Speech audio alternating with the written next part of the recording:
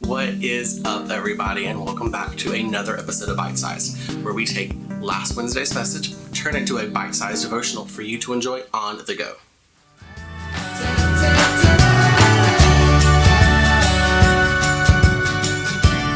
Happy Easter, everyone. Now, I know it's not Easter Sunday just yet, but around here, especially at most stores, I feel like Easter has been here since Christmas time. We've been ready for this holiday for months. Now, no matter how you celebrate, or really if you grew up celebrating, you'd probably agree that for the most part, Easter is a happy time.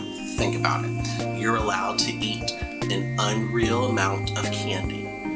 Every time I get an Easter Reese's egg, I just know, Easter's here. Or we color eggs. Now, admittedly, this is weird, but also satisfying to watch them go from like white to colors, especially if you use some of those really cool techniques. And then we also take those eggs and hide them and watch little kids hunt for them, which is fine until they don't find them all. And then you don't know they didn't find them all until like 5 weeks later.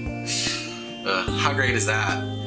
Oh, and then also parents force their kids to take photos with an oversized rabbit, likely permanently traumatizing them, all for an Instagram post. Well, in this series, we're going to talk about some of the reasons why Easter is such a big deal, particularly for people who are Jesus followers. But before we get there, let's talk again about this last one for a second. Let's talk about the Easter Bunny. Now, is it just me, or does the idea of a huge bunny seem like a strange tradition for this holiday? And it's just me? Okay. So, to prove my point, here's some pictures that I have. There's that one. Yeah, I don't know. There's that one. Again, that kid's gonna be scarred for life. Oh, and there's this one. Yeah, I don't know what they were thinking. Oh, and then my personal favorite, this one. If you can't tell, it's me. I think I'm the one who's actually the scary one in this picture. Yeah. But I have to admit, now those pictures are hilarious and terrifying at the same time. I mean, Easter is mostly a fun holiday, but for those kids, I'm not so sure it's all that happy. And even though your family is probably not going to make you dress up and sit with a giant Easter bunny, I hope, this Easter, I think we all know that feeling of being, scared. And whatever your particular fear is, be it the college you're going to attend, that person you really like, but you don't quite know if they like you back, or being left out, or being forgotten, or being not enough, you don't need to tell me that it's very real to you.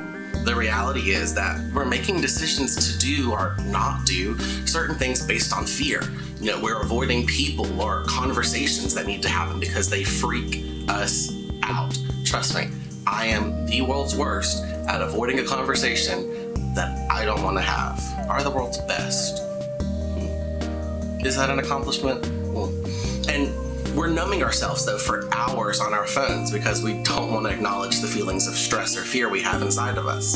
And here's what's really interesting about all of this.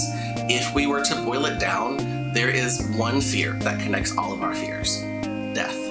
And you may be thinking, wow, this just took a dark turn. I'm afraid of getting a bad grade in history. Not sure what this has to do with dying. Well, it's not just about physical death. It's about the end of something. For example, we're afraid of really truly being ourselves because we think that if people knew the real us, they'd freak out, run for their lives screaming down the hill, and probably come back with a pitchfork to kill us and end their friendship. Be bad. And then their interest in being our friend would be over. We're afraid of getting busted or found out when it comes to some secretive stuff in our lives because that would mean other people's perfect image of us would have to die. And so whether it's a physical death or the death of something we hope for, the fear of death comes down to losing something we think we'll never get back. Death seems final. It's almost like it's fear's knockout punch that gives it the victory. But that's exactly where Easter comes in, right in the middle of our fear of death. Right there, smack dab, there's Easter. And as we head into the Easter season, you may have heard that the point of this whole holiday isn't actually eggs or bunnies or chocolate or gift baskets of toys and games that you might have gotten until you were really old. Then you turn 20 and you never got those baskets any longer, and every year you think maybe this will be the year that you'll finally get another gift basket for Easter, but that year never comes.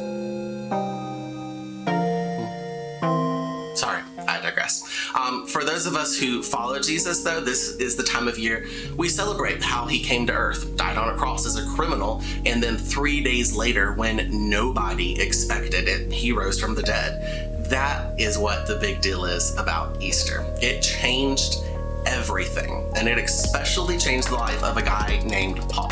Now, I'm sure you know Paul is one of the most famous Christians in history. Now, before he was saved, he spent years trying to scare Christians into leaving the faith using death as the ultimate threat. Probably really is the ultimate threat.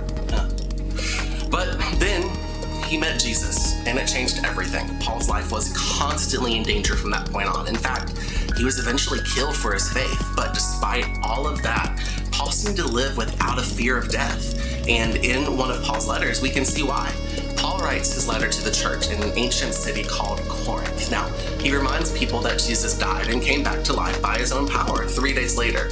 Then, Paul writes, "Death is swallowed up in victory. O death, where is your victory? O death, where is your sting?" It's like Paul is taunting the very idea of death by reminding the Corinthian church that on Easter, death lost to Jesus. When Jesus died and then rose again, he defeated death. And that means that because of the resurrection, death can no longer defeat us.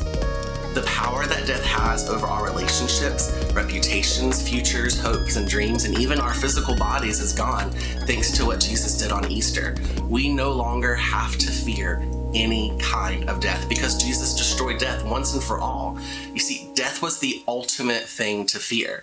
To Jesus' closest followers, it seemed like his death was final. The dream was over. But when Jesus walked out of that tomb alive, it proved that even the power of death wasn't strong enough to overcome the power of Jesus.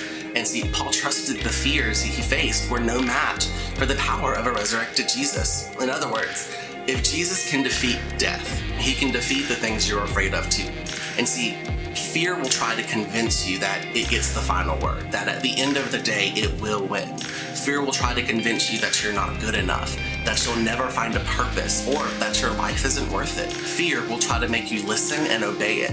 And that's what its power is all about. And here's the truth though, fear is only powerful if it can convince you that it's final. Fear will try to make you believe that nothing is stronger than what you're afraid of, but when Jesus defeated death itself, he showed us that nothing we fear is bigger than him. Nothing we fear is stronger than him. He showed us that fear, no matter what we're afraid of, doesn't get the final say. And look, I understand, even if fear doesn't get the final word, that doesn't mean there aren't still things to be afraid of.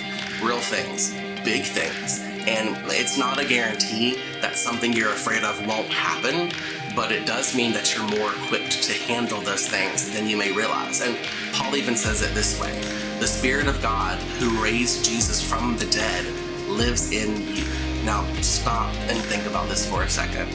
Paul is saying that the same power that defeated death 2,000 years ago when Jesus rose from the dead is actually inside of people who believe in Jesus today. And maybe that's why Paul seemed to live so free from so many of the fears that we typically face. So let me ask you this. Where has fear been holding you back? Is it dreaming big about your future? Or dealing with something concerning your mental health that you're afraid to acknowledge? Actually exploring faith in Jesus because up to this point, you've been afraid of how your life might change. Now, wherever fear has been holding you back, with Jesus' help, you can take a step forward facing it today. What steps should you take to prove that fear doesn't have power over you? Well, maybe it's forgiving someone, apologizing to someone, talking to your school counselor, or seeing a doctor and starting a conversation, or telling your parents something you've never told them. Maybe it's asking your small group leader for help with something you've been afraid to admit. Or maybe it's picking a new friend group that's better for you because the one you have right now isn't really doing anything to lift you up. Or maybe it's really asking the honest questions you have about Christianity that you've been too scared to ask to this point. And see, this Easter, no matter what your step is, you can begin facing your fear because of Jesus, because of what we celebrate at Easter, what Jesus did for us. See, fear doesn't get to determine the direction of your life any longer. And here's the great thing. You're relying on the power of the one who defeated death. Your greatest fear, once and for all. He took away its power, its victory, and its sting. And that means you don't have to worry about anything being more powerful than him. And this is the hope that the Christian faith was built on. This is what caused Paul to live free from fear. This is what makes Easter such a happy holiday. While the rest of the world lives controlled by fear, driven by stress, you and I don't have to. We are free from that, and that's just one reason we can say, Happy Easter. So here's our question for the week. What decisions would you make differently if you made them based on the fact that Jesus had defeated death and fear? Which we already know that he's defeated death. So if you knew there was no fear ever, what kind of decisions do you think you would make differently? And maybe try to start making some of those decisions. So leave your answer in the comment section below. Don't forget to like and subscribe as always, and we will catch you next time for another episode of Bite Size.